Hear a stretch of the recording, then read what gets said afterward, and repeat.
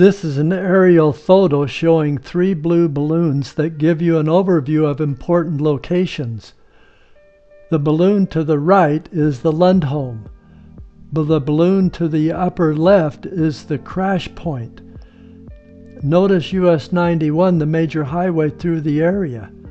The lower middle balloon is the discovery point. Each of these locations are about 3 miles apart. Notice the farmland and the rural nature of the area.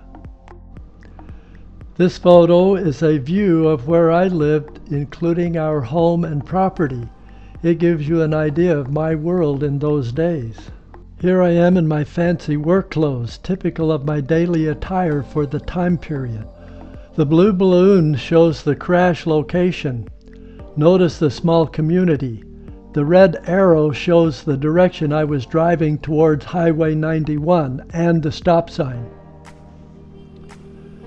This is the ground view of the actual location as I approached the stop sign on that bright, dry, sunny day. It is a view from inside the car and is exactly what it looked like as I drove towards Highway 91. I remember passing friends working in the field to my right. I remember shifting into the fastest gear. I remember a white streak in front of me, and I remember slamming on the brakes. The next thing I remember was dreaming that my dad was trying to wake me up to milk the cows. As I opened my eyes, I saw the front end of my car sitting in my lap. By that time, I was on the other side of the highway with my car facing the opposite direction. I looked to the right and I saw a new white Buick in the borrow pit. I thought, is there one or are there 5? Are they dead or are they alive? I struggled out of the car and walked to the white Buick. There was one older gentleman. He was alive and he said he was okay. I walked back towards my car and met Hueytow, a helpful lady. She asked, "What happened?" I said, "I'm not sure." She told me what to say to the sheriff. The sheriff soon came and asked me what happened. I said, "I came to a rolling stop and proceeded on with caution." He looked at me, paused, and said, "You mean to tell me that skidding 60 feet is a floating stop?" Some kind person brought my mom to the crash site.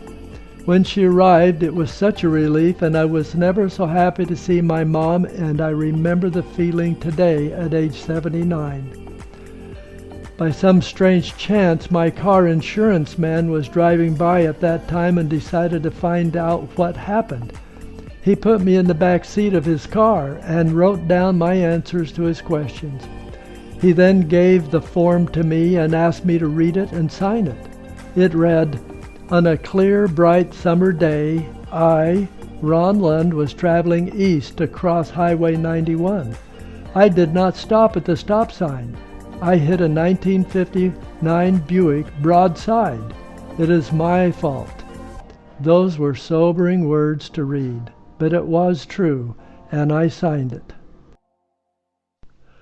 A few days later, I came to Discovery Point driving another car.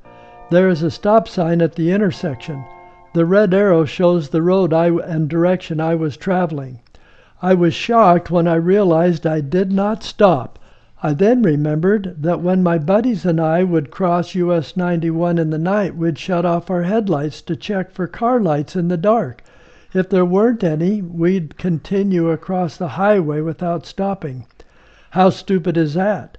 I was stunned as I realized I had a very bad habit. Right then, I stopped and backed my car to the stop sign, came to a complete stop, looked both ways, and then proceeded.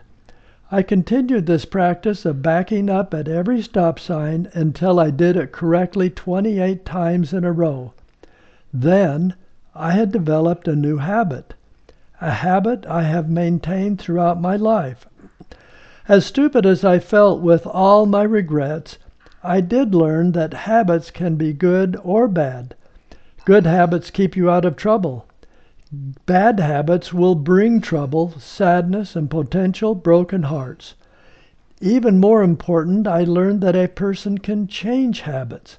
I have changed many bad habits in my life without the significant emotional event of awfulness.